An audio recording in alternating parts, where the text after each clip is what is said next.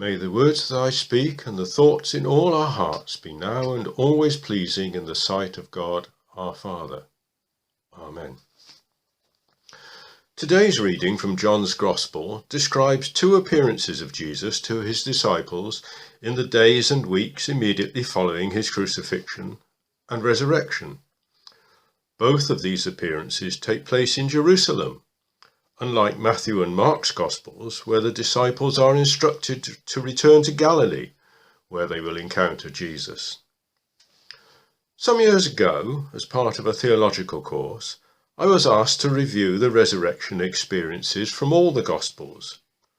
Being a scientist, I applied some analysis, and the conclusion, agreed by the tutor, was that the biggest factor was uncertainty. Those who encountered the risen Jesus were not exactly clear who or what they were seeing or experiencing. Doubt was there, and doubt was and is a perfectly acceptable emotion when you encounter something that doesn't fit with your rational expectation based on life experience. Just a few days before, they had seen Jesus crucified and placed in a tomb. The four Gospels give variously different accounts of Jesus' resurrection appearances, but it is only in John's Gospel which tells the story of Thomas, and the only one which tells of the subsequent encounter with Jesus by the lakeside in Galilee. Let me take a step back from the story for a moment and consider the source of John's Gospel. A fairly wide-held view is that the Gospel was written in Ephesus at the end of the 1st or very early 2nd century by a Greek Christian called John, an elder of the Church of Ephesus, who also wrote the letters of John. The style is very similar. However, the source for much of the Gospel about the life of Jesus came from another John, who was the beloved disciple, described in the Gospels, but not one of the 12.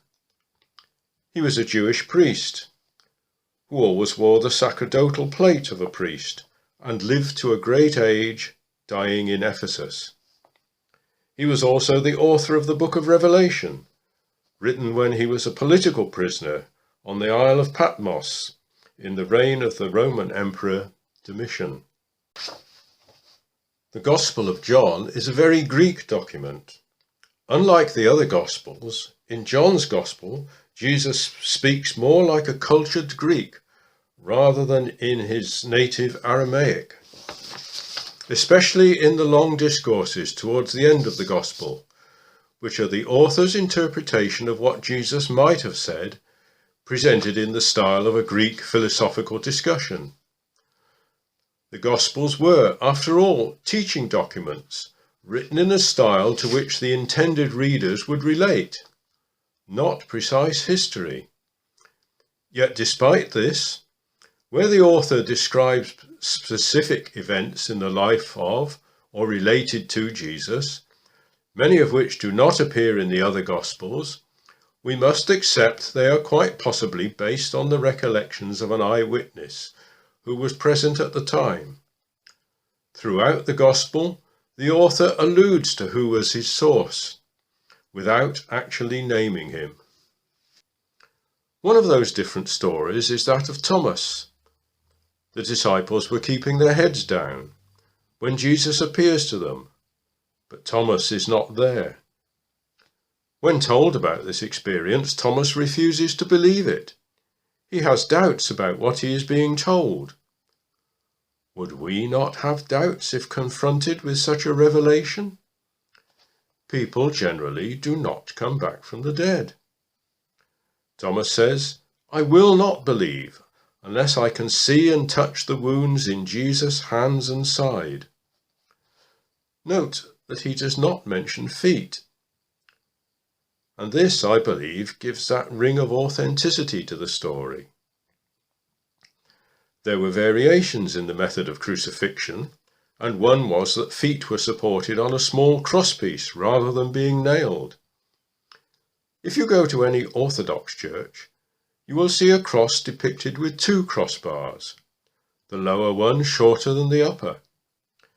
This is because the orthodox and very ancient tradition is that Jesus' feet were supported on a crossbar and not nailed.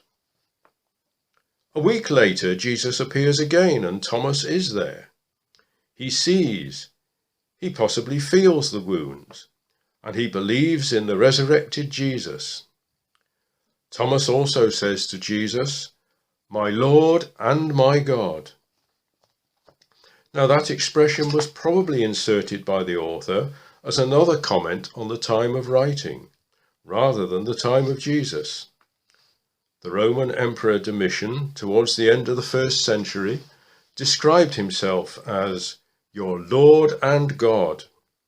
So by putting those words into the mouth of Thomas, the Gospel writer was saying to his intended readers, the Emperor is not your Lord and your God, Jesus is your Lord and your God. Your allegiance as a Christian is to Jesus and to God, not the emperor and empire.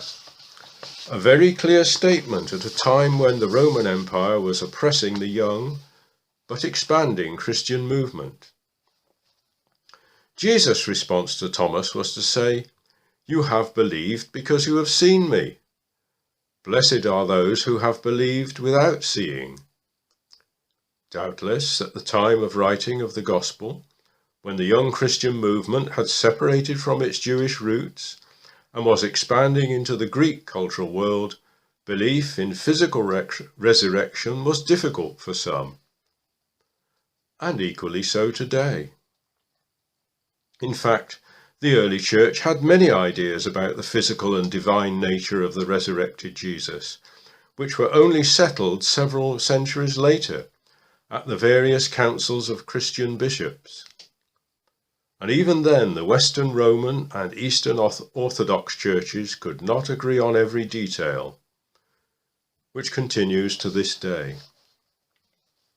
So what is belief? One definition might be the acceptance of something that is beyond your personal lived experience. This means that belief may differ between people of different life experience. It will also differ over the centuries with advances in knowledge and with cultural background.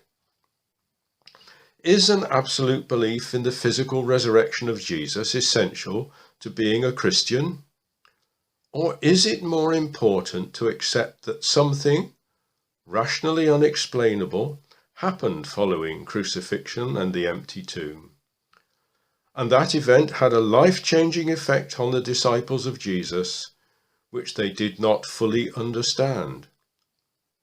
But it inspired them to take their message of Jesus out into the wider world, slowly at first, but developing into something which has become both a worldwide religion and that has had a life-changing effect on both people as individuals and the way we construct society.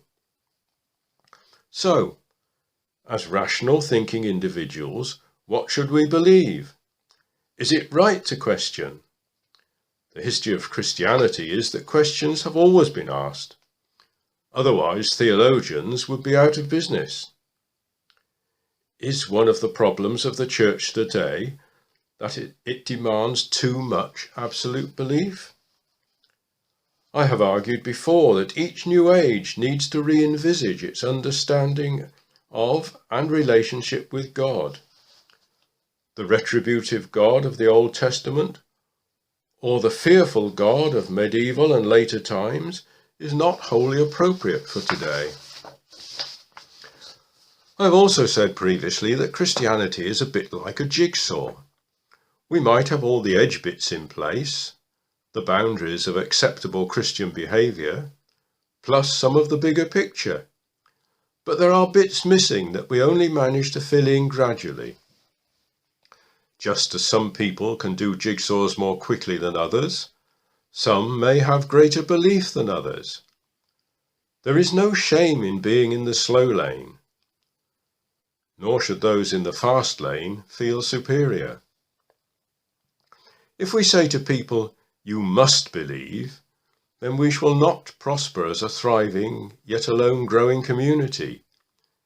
Even if we say, "Come and see what we believe," if someone goes to a different strand of Christianity, they may be confused by different levels of belief or emphases. Surely, the answer is just to say, "Come," accompanied by, "We believe in a God which loves us all, irrespective of our degree of belief. Come and see. Come and be loved. Come and learn." Tell them the story of Thomas. Say that having doubts is normal and acceptable. Through seeing and learning and being loved, we may all become more blessed in a growing belief of the meaning of a resurrected Jesus for the world today. Amen.